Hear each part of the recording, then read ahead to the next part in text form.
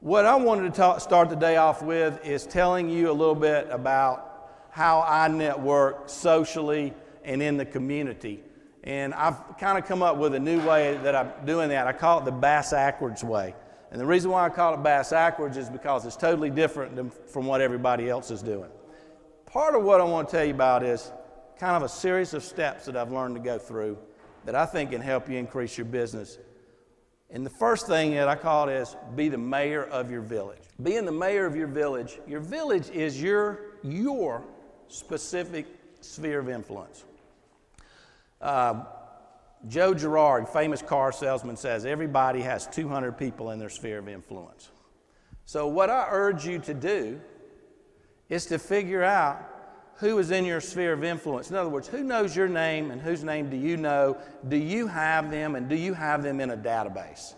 Do you have them in a sufficient place to where you can contact them at any time?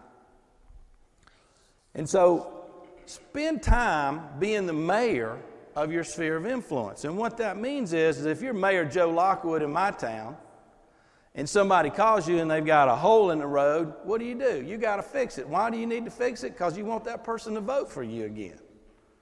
Well, if you help your friends, your sphere of influence, your village, then reciprocity kicks in and they help you. If I buy you lunch, next time we go out, you're going to feel inclined to buy me lunch. So work on your sphere of influence. I believe that the people in your sphere of influence will give you all the business that you could ever get.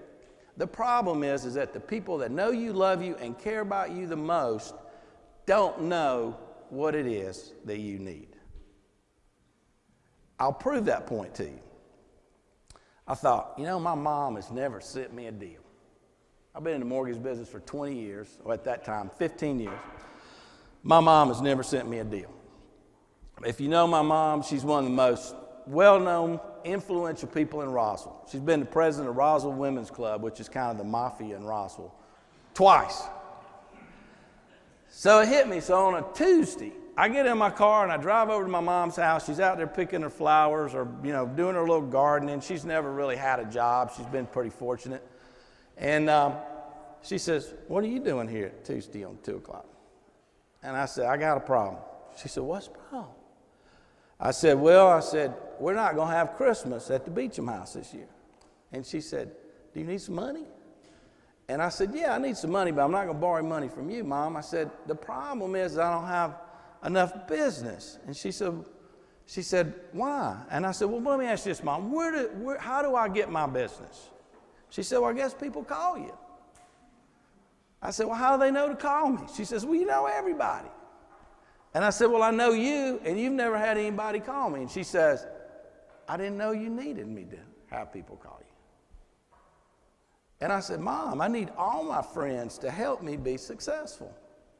And from that day on, my mom has referred me 2 or 3 deals a month. So what I'm saying to you is that your sphere of influence will help you. They don't know what it is you're looking for.